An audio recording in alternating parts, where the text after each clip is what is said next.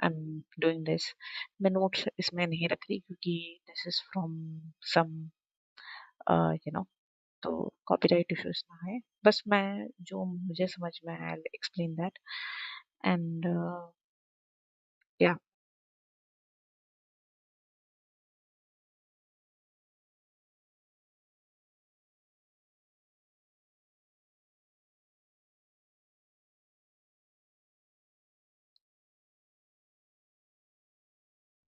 okay, so let's start.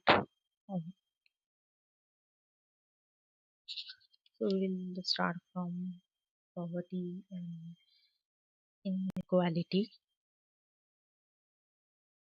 And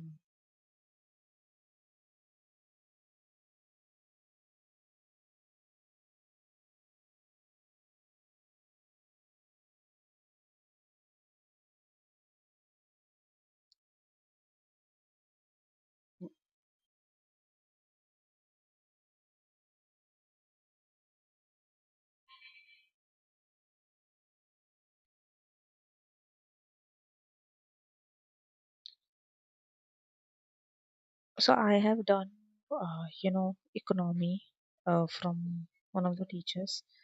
uh, I won't name it, I won't name him right now. तो मुझे वहां से भी समझ में आया था, बट मुझे शायद कंसेप्चुअल क्लैरिटी उतनी ज्यादा अच्छी से नहीं आई थी उस वक्त। इट्स मोर ऑफ कि रट लो वाला टाइप आया था। सो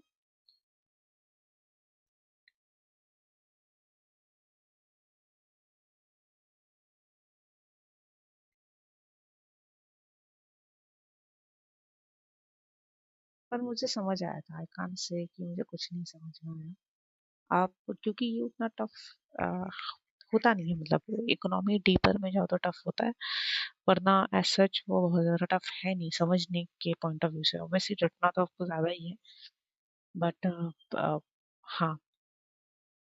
सो जहाँ जब मैंने फर्स्ट स्टार्ट किया था, तो I started from national economy at that point of time.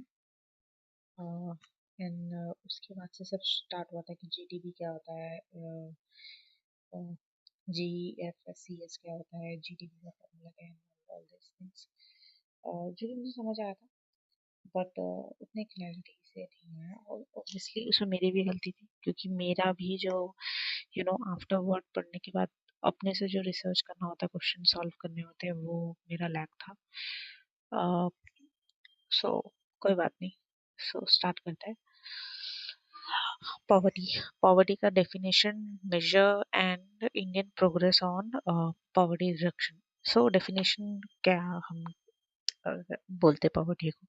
Deprivation of multiple dimensions of wellbeing. मतलब अगर हम बोलेंगे कि ये इंसान पुअर है या पॉवर्टी में है, तो हम क्या बोलेंगे?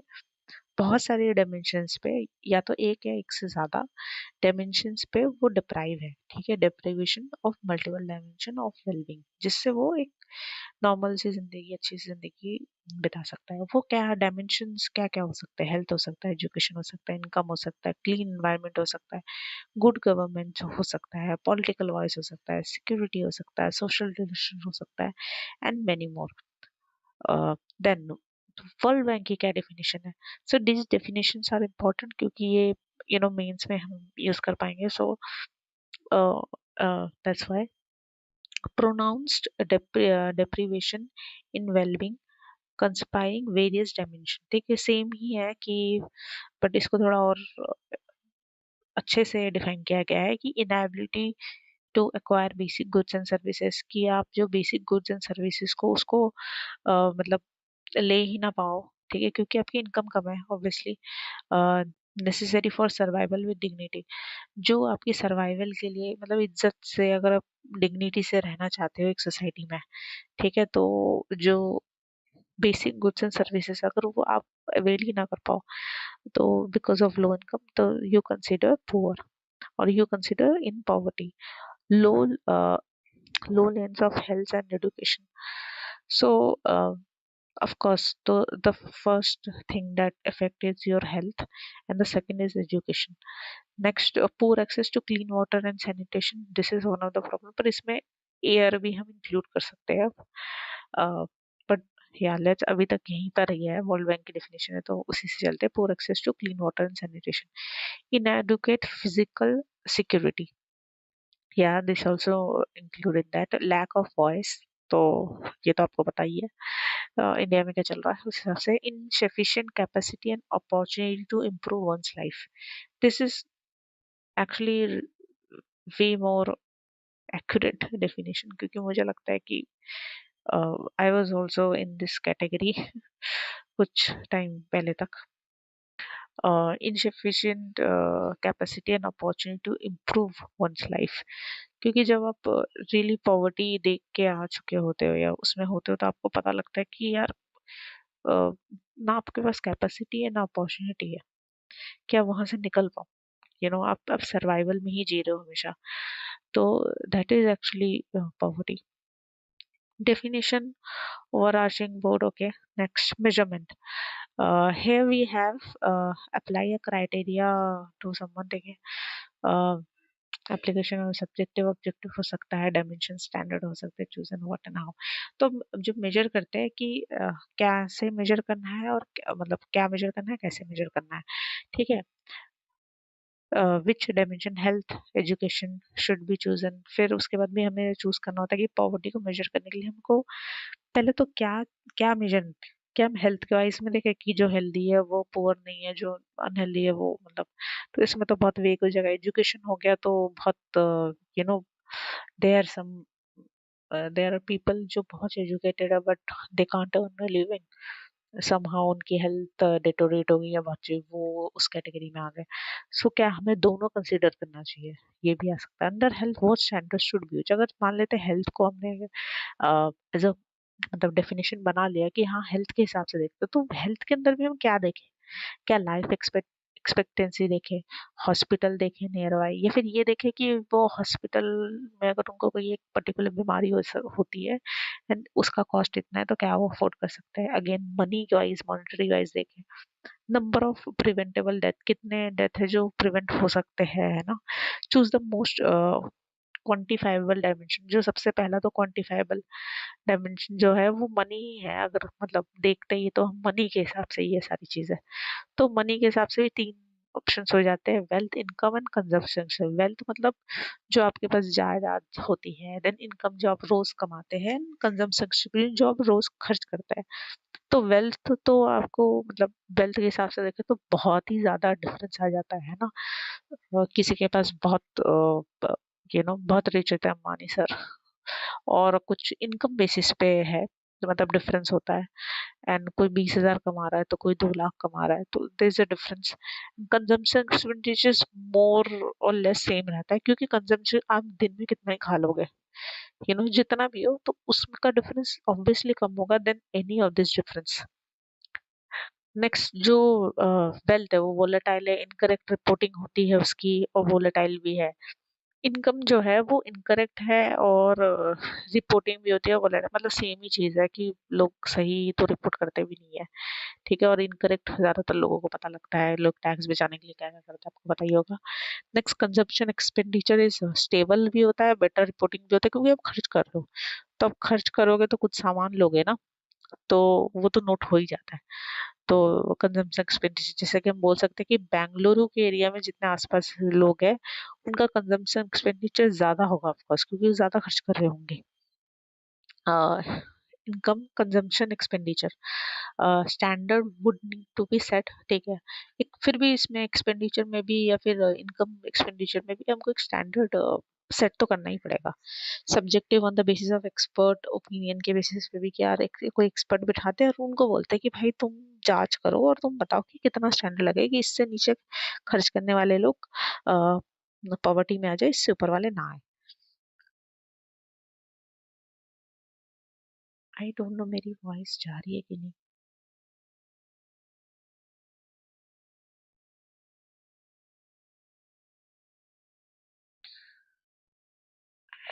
Check.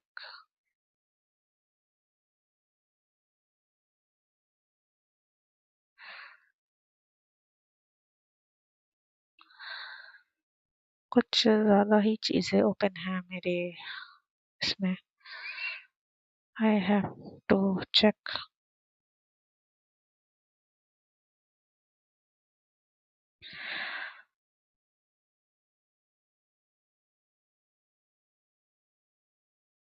And whatever I'm explaining, it's up to Mary understanding.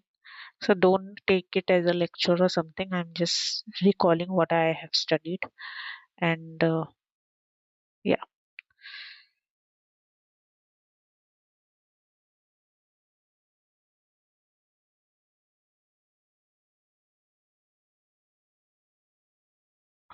कोई देख भी नहीं रहा। अच्छा ही है कोई देख नहीं रहा अदरवाइज।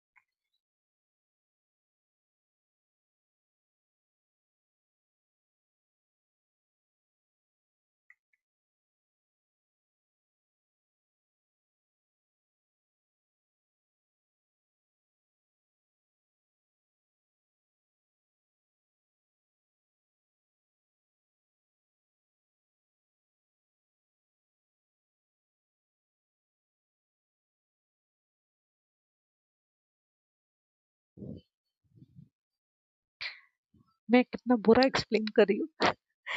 खैर बट मुझे समझ में आ रहा है, so I am explaining.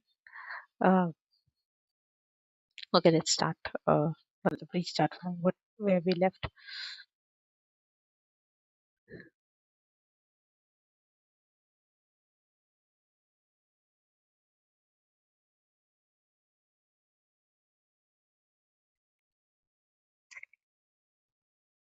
Okay so अभी तक जो पढ़ा है इसमें दो चीजें याद करनी है, पॉवर्टी की definition and measure, and there is a difference between, मतलब तीन टाइप के हैं मनी के मेजर करने के तरीके, wealth, income and consumption expenditure. और कंजम्पशन एक्सपेंडिचर में भी हम लोग आए हैं कि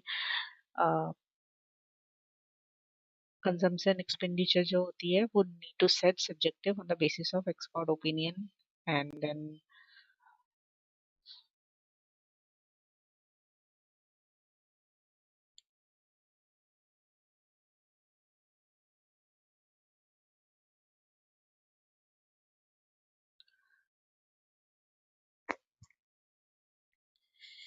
you know I have to revise it at least 3 times तो करना ही पड़ेगा। आगे आता है poverty line on the basis of criteria define poverty line basket. एक पॉवर्टी लाइन बास्केट बनाई, उसमें इंपॉर्टेंट चीजें रखी। ये मुझे ये पहले भी समझ में आ गया था जब उन सर ने पढ़ाया था कि एक बास्केट चूज करते हैं। बास्केट मतलब दिस इज हाइपोथेटिकल, कोई एक्चुअल में कोई बास्केट रख के उसमें आटा ब्रेड वगैरह नहीं रखा जा रहा, बट रेट कंपेयर करने के लिए हम कर रहे हैं कि फाइंड इज प्राइस, इसका प्राइस उस वक्त पे क्या है, और पॉवर्टी लाइन सेट करता है। क्या दाल चाहिए होगा, रोटी चाहिए होगा, चावल चाहिए होंगे, एंड वगैरह वगैरह थिंग्स चाहिए होगी। तो उसको एक कैलकुलेट करके उसका एक वो निकालते हैं, प्राइस निकालते हैं। ठीक है, goods and services needed for basic living, जो भी गुड्स एंड सर्विसेज आपको बेसिक लिविंग के लिए चाहिए वो सब। तो आप ये भी देखोगे कि इसका मतलब जो 50 साल पहले पॉवर्टी लाइन थी, उससे आज पॉवर्टी लाइन ऊपर जा चुकी है, क्योंकि पहले जो बेसिक नीड था, मतलब शायद पहले से सिर्फ चावल क्या पता बेसिक नीड में हो, तो आज उससे ज्यादा है। मतलब चावल की बात नहीं कर रही हूँ मैं, बस बता रही हूँ कि जो बेसिक नीड्स है वो धीरे धीरे बढ़ेंगे, क्योंकि लोगों की लिविंग कंडीशंस बढ़ेंगे। तो जब लोगों की लिविंग कंडीशंस अच्छी होंगी तो ऑब्वियसली जो पॉवर्टी लाइन है वो धीरे धीरे शिफ्ट होगा। The household can afford their basket non poor, तो जो भी हाउस होल्ड वो बास्केट अफोर्ड कर सकता है वो नॉन पुअर है। मेजर ऑफ पॉवर्टी, तो आज ही एक्चुअली मैंने पढ़ा था कि टॉप 5% लोग रिच पता है कौन है, जो सिर्फ 20,000 रुपये मंथली खत्म कर रहा है, खर्च कर रहा है। तो एक्चुअली 20,000 रुपये मंथली अर्न नहीं कर रहे, जो 20,000 रुपये मंथली खर्च कर रहे हैं वो टॉप 5% में आ रहे हैं लोग। तो इंडिया में इतना जो वेरिएशन है, मतलब मनी का। Major of poverty, head count, दो टाइप से हम पॉवर्टी को मेजर कर सकते हैं, तो हेड काउंट रेशियो और depth of poverty. Head count ratio मतलब कितने लोग हैं और कितने लोग अफोर्ड कर सकते हैं, और दूसरा है कि how many are poor, poverty है मतलब एक ओवरऑल वे में कि इतने लोग हैं पूरे दुनिया में, तो पूरी दुनिया में, मतलब पूरी इंडिया में, एंड देन उसके हिसाब से ठीक है पॉवर्टी गैप से कर सकते हैं, यार स्क्वाड पॉवर्टी गैप से कर सकते हैं। Squad poverty gap much more accurate है, क्योंकि वो डिफरेंस जो है वो बहुत ज़्यादा क्लियरली बताती है। ठीक है, construct a poverty line basket, एक पॉवर्टी लाइन बास्केट को कंस्ट्रक्ट करेंगे और उसमें food, housing, clothing, transport, internet को एक असाइन प्राइजेस देंगे और उससे पॉवर्टी लाइन डिस्कस होगी। जैसे कि हमने 10,000 रुपीज एक पॉवर्टी लाइन को डिस्कस कर लिया, अब कोई लोग 9,000, 6,000, 1,000 मंथ ऐसा करके कर रहा है। तो अब जब हम लोगों को लगेगा 10,000 के नीचे तो सारे ही पुअर है, पर जो 1,000 पर मंथ कमा रहा है वो ज्यादा पुअर है ना, और 6,000 वाला मीडियम में और 9,000 वाला कम पुअर है। ठीक है, पर जब हम लोग नॉर्मल इनका एवरेज निकाल के निकालते हैं, सॉरी, तो जब हम नॉर्मल एवरेज निकाल रहे हैं तो हमको दिख रहा है कि ये मतलब 4,500 के करीब आ रहा है जो पॉवर्टी गैप है। But this is not the actual scenario of it कि सबको 4,500 रुपये अगर मैं दे दूंगी तो क्या वो लोग पॉवर्टी लाइन को क्रॉस कर जाएंगे? नहीं। जो 1,000 रुपये मंथ कमा रहा है वो नहीं क्रॉस कर पाएगा। ठीक है, तो ये जो हमने हेड काउंट रेशियो काउंट किया कि ये 3 लोग हैं, 3 लोग इतना कमा रहे हैं, देन उनका एवरेज निकाल लो, इससे जो क्लियर पिक्चर है वो विजिबल नहीं हो पा रही। तो इस डिस्ट्रीब्यूशन को थोड़ा और सेंसिटिव बनाने के लिए और इक्वली डिस्ट्रीब्यूट करने के लिए हम लोग square poverty gap method use करते हैं, जो हमने बचपन में पढ़ा था कि सब एवरेज को लेके उसको स्क्वायर करके ऐड करके divided by 3 and under root, तो it comes out to be 57154। तो ये दिखाता है कि ये जो मतलब पॉवर्टी गैप है वो 4,500 से ज्यादा है, मतलब it's almost near to 6,000, denote the extra effort required by the person at the bottom to escape the poverty. जो एकदम बॉटम लाइन है पॉवर्टी के, उसको ज्यादा पुश चाहिए होगा कि वो उससे पॉवर्टी से निकल जाए। बेटर मेजर फॉर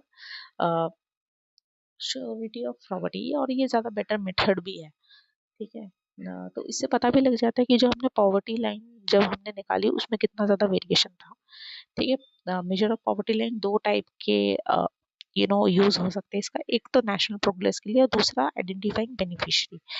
ठीक है, here a criteria is used to estimate overall level of poverty।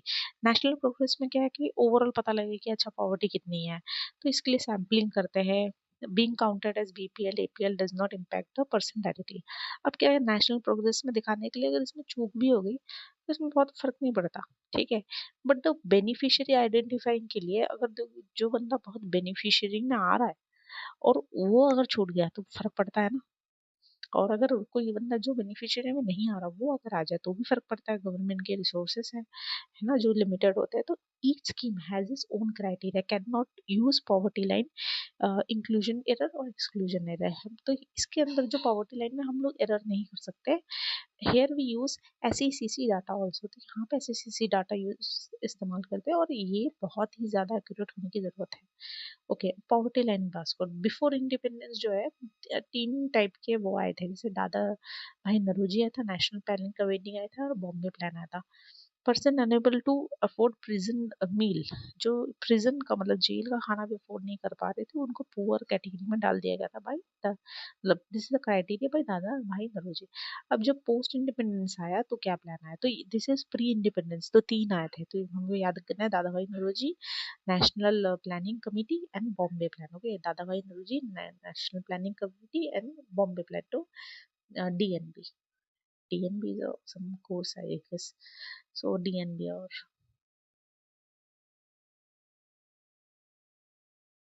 DNB, चलो ऐसे ही याद करते हैं और कुछ नहीं कर सकते।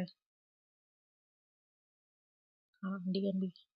नेक्स्ट, पोस्ट इंडिपेंडेंस क्या है, 1947 के बाद आया दांडेकर नरत committee, that is 1971, then Y K Alagh committee, then 1979, then Lakdawala committee 1993 to 94, Suresh वाला Tendulkar committee that is 2005, and Rangarajan committee is 2009। So how we remember it, DYLSR, Suresh Tendulkar, actually DYLTR।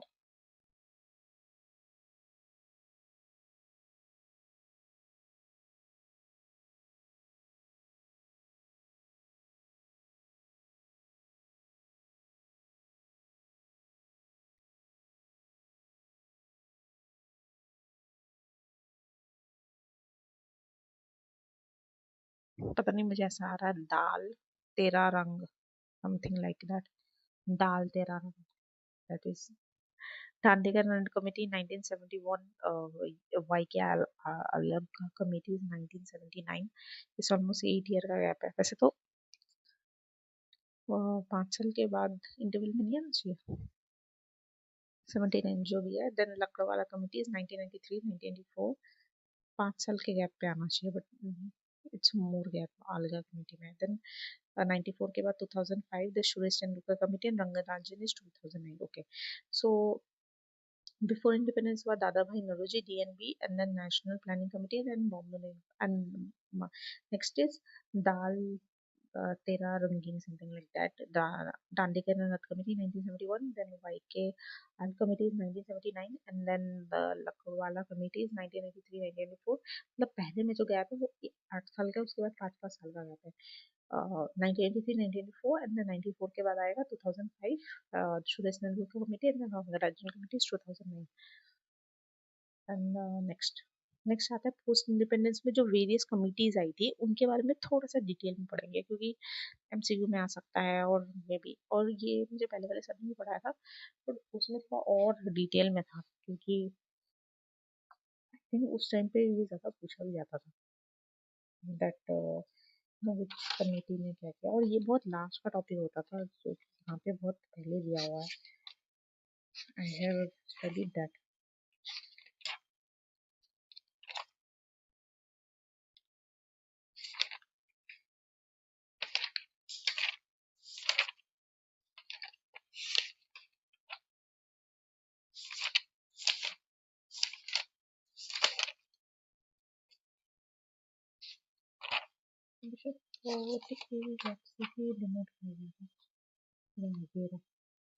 रंगजा modified mix reference period, यही है reference period MSO. बहुत कुछ लिखा है इसमें, मैंने अलग कमेटी 1970 लकड़वाला कमेटी 2004 रंगराज 2009 लिखा है इसमें, 2012 को लिखा है मैंने। I have to correct this. Then planning committee of NITI Aayog set up the committee of this committee decide the poverty line of India. Poverty line in India meaning the concept and evolutions. It should be noted that the determination of poverty line and identification of poor are almost different things. The poverty line is determined by the expert committee set up by the planning commission. Poverty line basket determined composition of basket is one of the most debatable part of the issues. To make a living person consuming innumerable items, a part of food, housing, fuel, health, education, transport, entertainment are the things that are important, but they should include not only include in the basket and is include should be of respectable weight. It always in the debate whether health should get preference over housing or whether expansion creation should include the basket of the toughest question. So these are the things that keep on coming.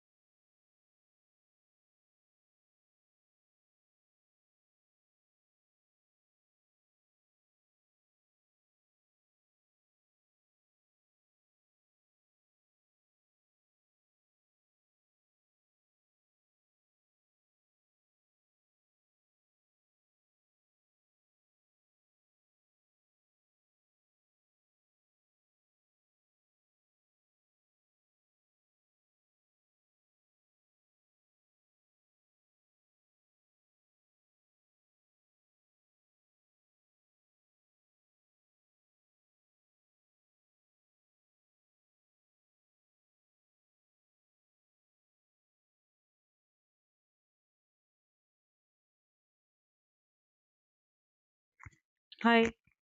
So there is a break of 10 minutes. It's a chai break.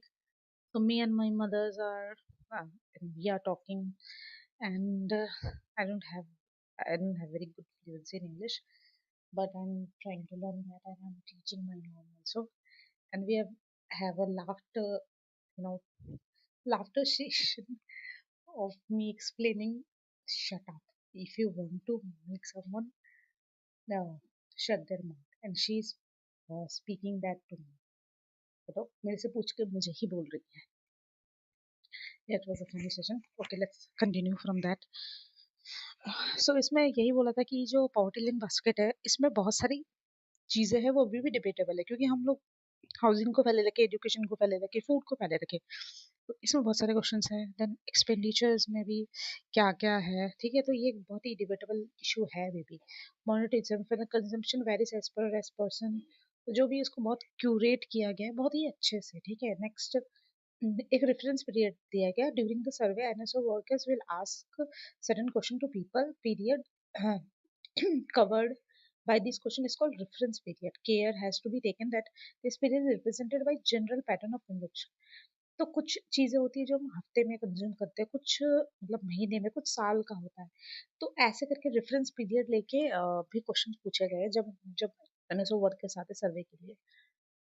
Uniform reform period भी होता है. How much money spend in these many days for all goods of reference period is same here. Reference period is of 30 days.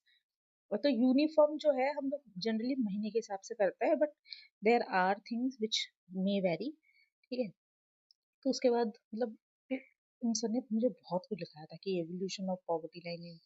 Then again explain की Tendulkar committee क्या थी. पर जो अभी के जो नोट्स है from a very good teacher, तो उन्होंने जो नोट्स दिए इट इज़ वेरी कंसाइज. मतलब इसमें इतना एक्सप्लिसिटली डिटेल नहीं है, और मेरे ख्याल से शायद जितना मैंने पहले लिखा हुआ है इतना डिटेल में आता भी नहीं है. सो एक्चुअली वो पीवाईक्यू करने के बाद ही अच्छे से समझ में आएगा कि कितने डिटेल में है और कितने नहीं. तो अभी हम लोग जो लेटेस्ट नोट्स है उसके हिसाब से जाते हैं. सो हमने पढ़ा था दाल तड़का जो है रंगीन है, ऐसा करके पढ़ा था हमने. दैट इज दांडेकर ने 1971, Y K Alagh committee 1979, then लकवा committee is 1993 to 94, then Suresh Tendulkar committee, and then it was Rangarajan committee. Okay. And इसके बाद तो शायद मेरे ख्याल से रंगराजन कमेटी आई थी या शायद इम्प्लीमेंट नहीं हुई थी. तो क्या क्या थे हम एक एक को अब डिस्कस करते हैं. ठीक है. दांडेकर रथ कमेटी थी. तो इसके पहले जितने भी थे वो था कि प्रिजन का मील आप अफोर्ड कर सकते हो कि नहीं, उस बेसिस पे you are in poverty line और you are out of the poverty line. Dandekar Rath committee में क्या था, फूड बेस्ड पॉवर्टी लाइन हुई थी जो पॉवर्टी लाइन बास्केट के बेसिस पे हुई थी. उसमें बोला था कि अगर 2200 कैलोरी पर पर्सन अगर कोई कंज्यूम कर पा रहा है, उसकी एबिलिटी है कंज्यूम करने की, तो वो पॉवर्टी लाइन और बास्केट से ऊपर चला जाएगा. उसके बाद आता है वाई के अलग कमिटी. इसके बाद food based on food based poverty line basket separate rural and, ठीक है. इसमें इसमें तो क्या किया था, अलग सर ने जो किया था ये भी पॉवर्टी लाइन बास्केट पे थी, पर इसको सेपरेट कर दिया था रूरल और अर्बन में, क्योंकि उनको लगा कि जो रूरल है उसमें ज्यादा कंजम्पशन होता है, बिकॉज दे मतलब जो एग्रीकल्चर फार्मर्स ज्यादा होते हैं से जुड़े हुए लोग होते हैं फार्मिंग से, तो उनको जो कैलोरी कंजम्पशन उनका ज्यादा. ओके. तो 2400 कैलोरी पर डे और रूरल एंड अर्बन के लिए उन्होंने 2000 कर दिया. तो मतलब जो 2200 था उसको बाइफरकेट कर दिया रूरल अर्बन में, और वो 2400 एंड 2000 हो गए. Basket item are also different, और उनमें जो बास्केट आइटम थे वो बहुत डिफरेंट भी थे. मतलब जैसे हम मान लेते हैं अर्बन में हम लोगों ने ब्रेड डिसाइड कर दी है मोर, एंड रूरल में हमने रोटी एंड वो चीज ऐड कर दी. सो ऐसे ऐसे में हमने थोड़ा डिफरेंशिएट भी किया. Then Lakdawala committee radically expand the poverty line basket. इसमें क्लोथ शेल्टर ट्रांसपोर्ट भी आ गया. ठीक है. इट इज 1992 टू 94, इस टाइम पे आई थी. तो इन्होंने थोड़ा उसको और एक्सपेंड कर दिया. सिर्फ खाने तक नहीं रखा, इसमें क्लोथ शेल्टर ट्रांसपोर्ट भी किया. मतलब lives in state price consumption pattern, तो स्टेट वाइज भी डिफरेंट किया क्योंकि अलग स्टेट में अलग प्राइजेस हो सकती है, तो उस बेसिस पे भी इन्होंने सेपरेट किया। ठीक है, updating the poverty line using the inflation index, तो उसको अपडेट भी किया गया कि यार महंगाई बढ़ रही है तो उसके साथ भी वो बढ़ना चाहिए। Counting poverty line for house hold of 5 people, तो उन्होंने एक एक परिवार जिसमें 5 लोग हैं उस हिसाब से काउंट किया। ठीक है, नेक्स्ट आता है सुरेश तेंदुलकर कमेटी, जो कि बहुत ज्यादा मुझे लगता है कि फेमस हुई थी। अ, इसमें जो रेडिकल चेंजेस हुए थे, रेडिकल मतलब बहुत ही देखने वाले चेंजेस, बहुत प्रोमिनेंट चेंजेस हुए थे, that is shift away from calorie consumption based approach. ठीक है, तो कैलोरी कंजम्पशन बेस्ड अप्रोच थोड़ा शिफ्ट हुआ, यूनिफॉर्म पॉवर्टी लाइन बास्केट आ गया अक्रॉस रूरल एंड अर्बन में, price adjusted procedure to be fix. ठीक है, प्राइस एडजस्टमेंट हुए, private expenditure on health and education और estimating property, nominative and behavioural component भी लिया गया इसमें। ठीक है, तो Tendulkar poverty line expand and include health and education, तो अभी तक आप देखोगे कि हेल्थ एंड एजुकेशन नहीं थे किसी में, तो यहाँ पे इंक्लूड हो गए। The nominative and behaviour, what should be consume, what is actually consume, तो हमको लगता तो ये कंज्यूम होना चाहिए, पर एक्चुअल में क्या उसमें उनके हिसाब से कंज्यूम हो रहा है वो भी देखा जाएगा। One second.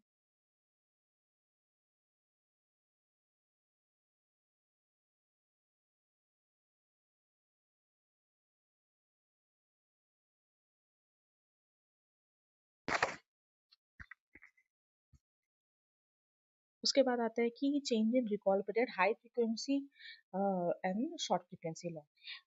Earlier it was uniform recall period, पहले जो था वो यूनिफॉर्म रिकॉल पीरियड था, मतलब रिकॉल पीरियड का मतलब जो अभी हमने पढ़ा था कि वो, या रेफरेंस पीरियड शायद, उसको शायद रेफरेंस पीरियड भी कहते हैं, जैसे कि मुझे एक बार देखना पड़ेगा रेफरेंस पीरियड रिकॉल पीरियड में क्या रेफरेंस था।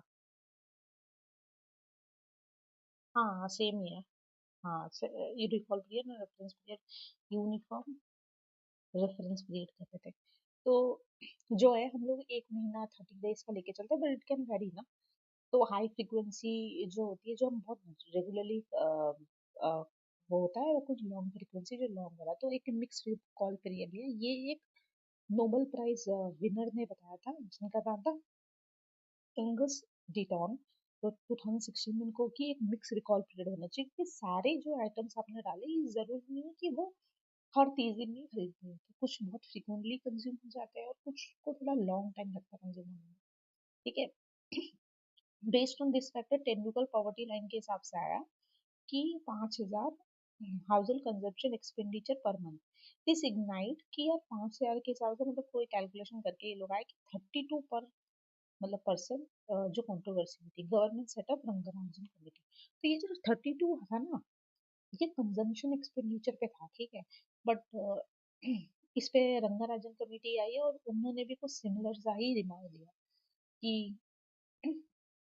कि रंगाराजन कमेटी के हिसाब से सेम उन्होंने फूड को और नॉन फूड वाले में डिवाइड किया, कि फूड को आईसीएमआर नॉर्म्स के बेसिस पे और नॉन फूड को क्लोथिंग शेल्टर ट्रांसपोर्ट एंटरटेनमेंट के बेसिस पे किया था। देन उसके बीए में नॉमिनेटेड के बाद बिहेवियरल के बाद actual and based on NCEC data, then alcohol tobacco medical decline, मतलब ये भी थोड़ा कंसिडर, पर मुझे लगता है कि इसमें थोड़ा ही ज्यादा डिफरेंस, ज्यादा नहीं आया था डिफरेंस में, और शायद रंगाराजन कमेटी उसके बाद एक्सेप्ट भी नहीं हुई थी। चेंज इन रिकॉल पीरियड को भी मिक्स्ड मॉडिफाइड रिकॉल पीरियड, कोई सेम ही चेंज बोला इसमें, alternative household ability to save, तो इसमें एक और चीज बोली गई थी कि हाउस होल्ड में कितना वो सेव करते हैं वो भी देखा जाए, जो सेव वाली चीज वो पहले नहीं आई थी इन टेक्निकल कमेटी, पर रंगाराजन में वो आई। देन फूड का भी सेम रूरल अर्बन, पर इसमें एक और चीज ऐड कर दी थी कि कैलोरी फैट्स एंड प्रोटीन भी सेम आईसीएमआर नॉर्म्स पे कर दिए गए थे। एंड देन जो मेन रिजल्टेंट बना वो ये था कि 4,800 household per month, and then for rural and 734, मतलब 7,034 household per month urban के लिए, तो घूम फिर के that is 47 per person per day. This was similar to Tendulkar committee. ठीक है, मतलब जो कि वो कंजम्पशन पे खर्च कर पाए।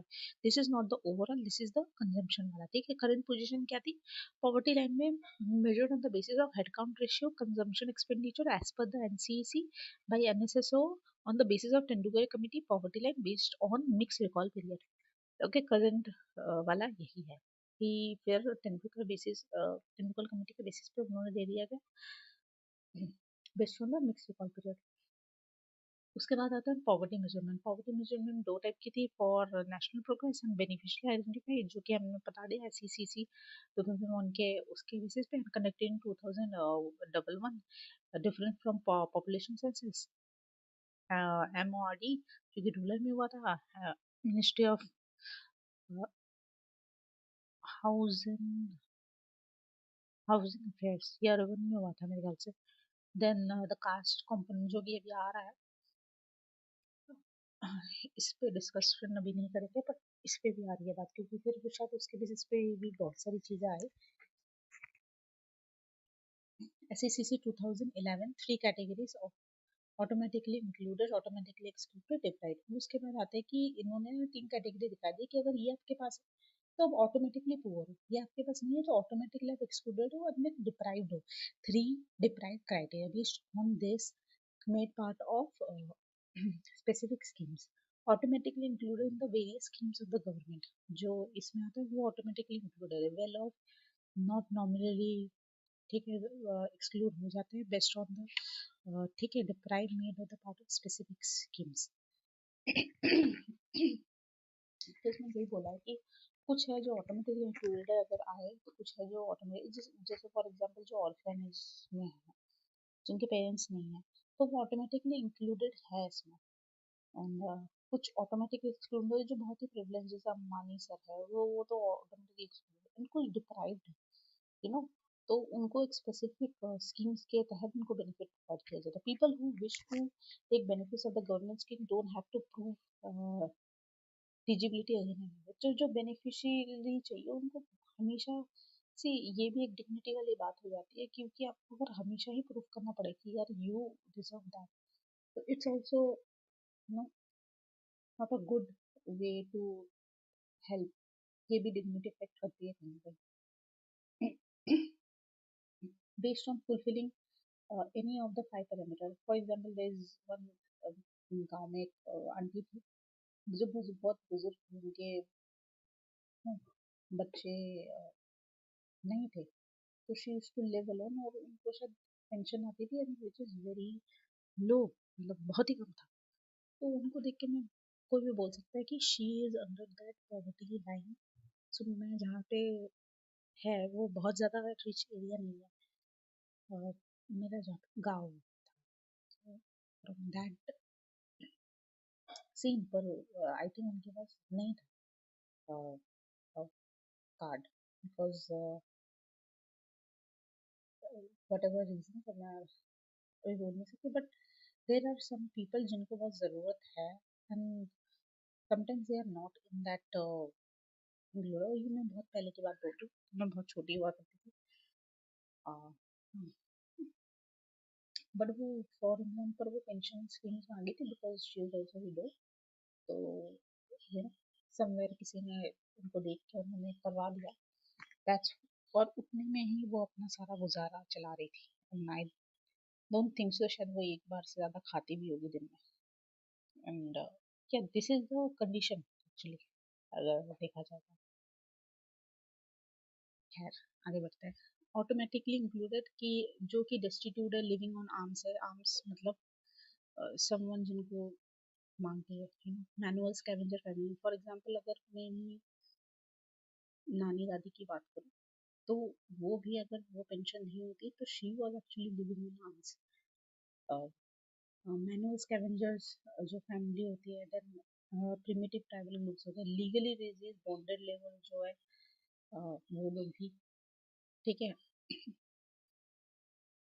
House hold without shelter, then the household are automatically part of this scheme. तो यहाँ पे जो आते हैं वो ऑटोमेटिकली स्कीम्स के पार्ट हो जाते हैं। नेक्स्ट, जिनके पास व्हीकल्स है, फिशिंग बोट्स है, वो लोग इसके पार्ट नहीं होंगे जिनके पास 3 4 एग्रीकल्चर इक्विपमेंट है, जिनके दैट क्रेडिट लिंक 5,000 से ज़्यादा, household member government employ है, अगर कोई भी है, मतलब household non agriculture enterprise registered with government, any member of the household earning 10,000 per more than 10,000 per month, जो कि इनकम टैक्स भर रहे हैं, paying professional tax, 3 or more rooms per पक्का मकान, owns a refrigerator, owns a landline home, owns more than 2.5 acres integrated land, 5 acres of irrigation land, owning at least 7.5 acre of land more than at least of irrigation. Okay, so ये सारी जो चीज़ें हैं ये मेरे ख्याल से मुझे लगता है ये पूछी जाएंगी, but there is a idea जो होना चाहिए कि जिस जिसमें आप इंक्लूडेड नहीं हो, तो मोस्ट ऑफ अस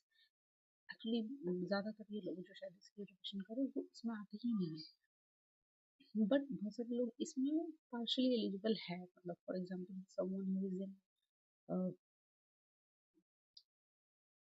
नहीं, I think everyone is out of it. आगे the household exchange from government scheme, आप सोच सकते हैं इसके अगर इसमें अगर डाल दिया जाए तो इसमें बहुत लोग नहीं है, क्योंकि जब इट्स अबाउट पर पर्सन, तो पर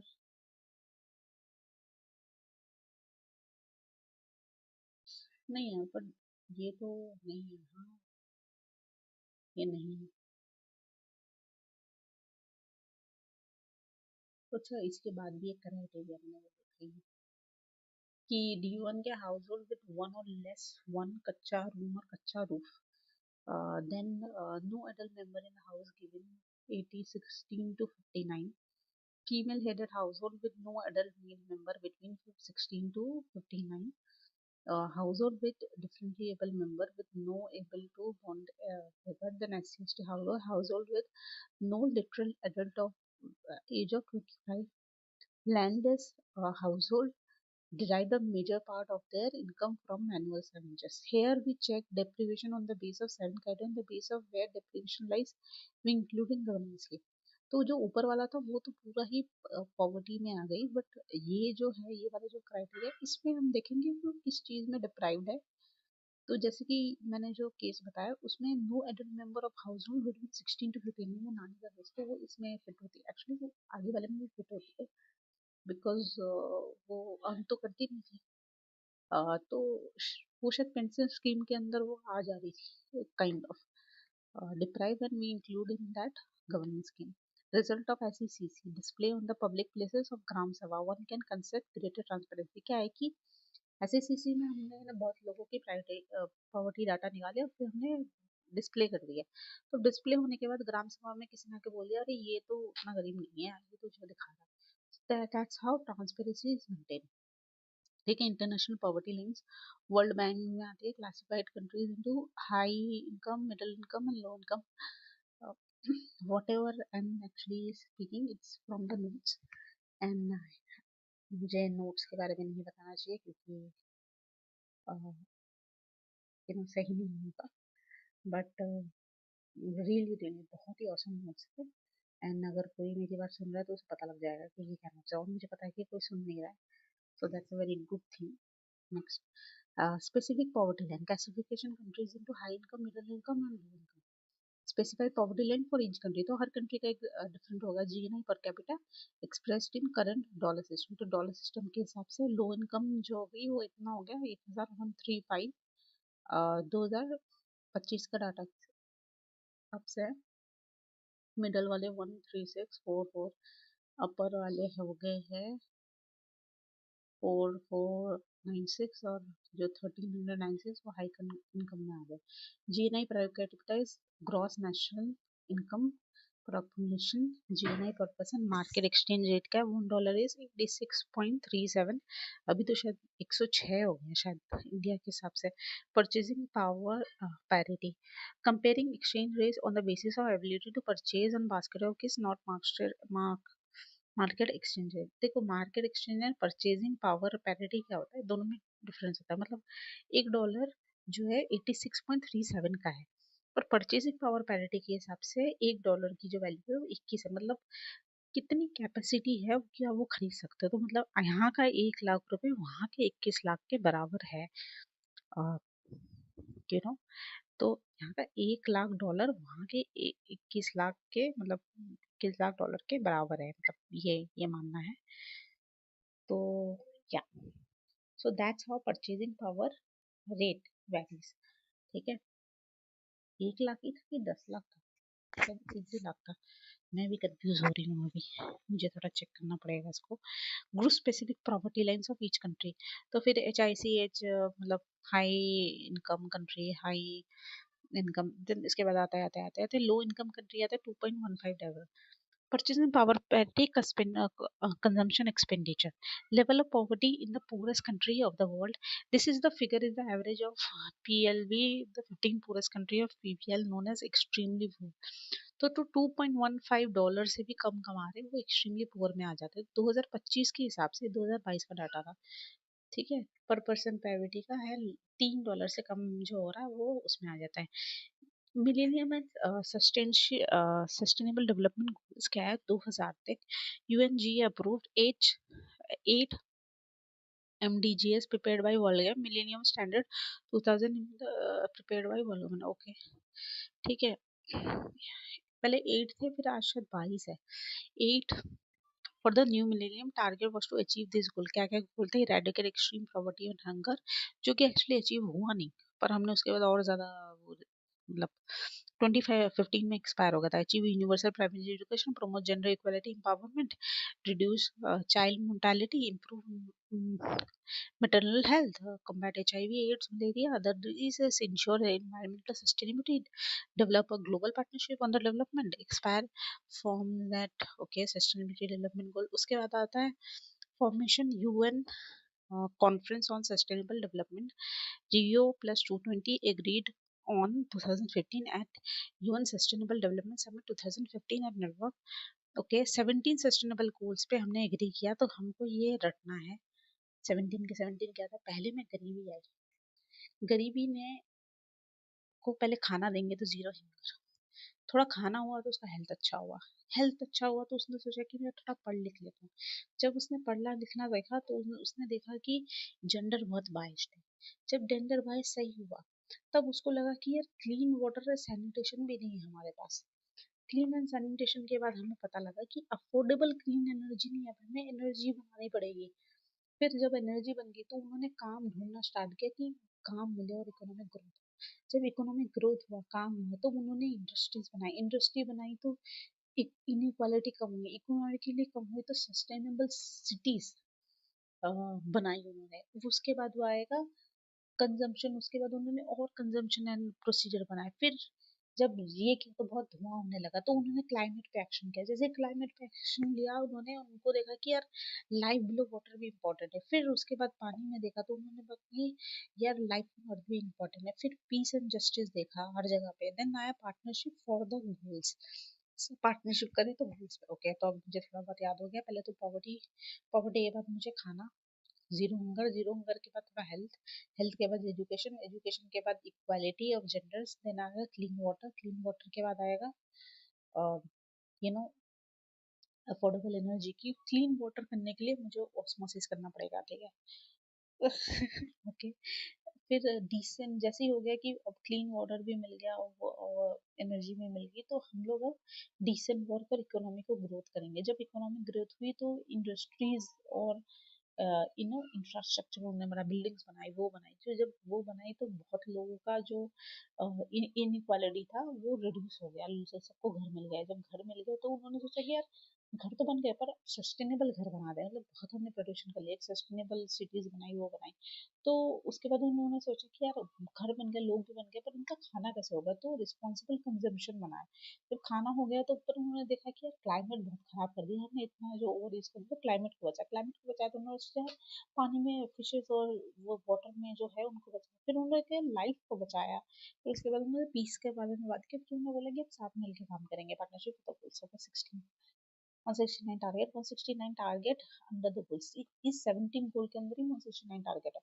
गोल 1 no poverty, target completely elimination extreme poverty by 2030। हो पाता है कि नहीं, क्योंकि बहुत ही मुश्किल टारगेट है, पर हमें ऑप्टिमिस्टिक होना चाहिए। You know measurement of poverty purely based on the consumption expenditure, Tendulkar Rangarajan worldwide, other dimension क्या, multi dimension poverty index। आगे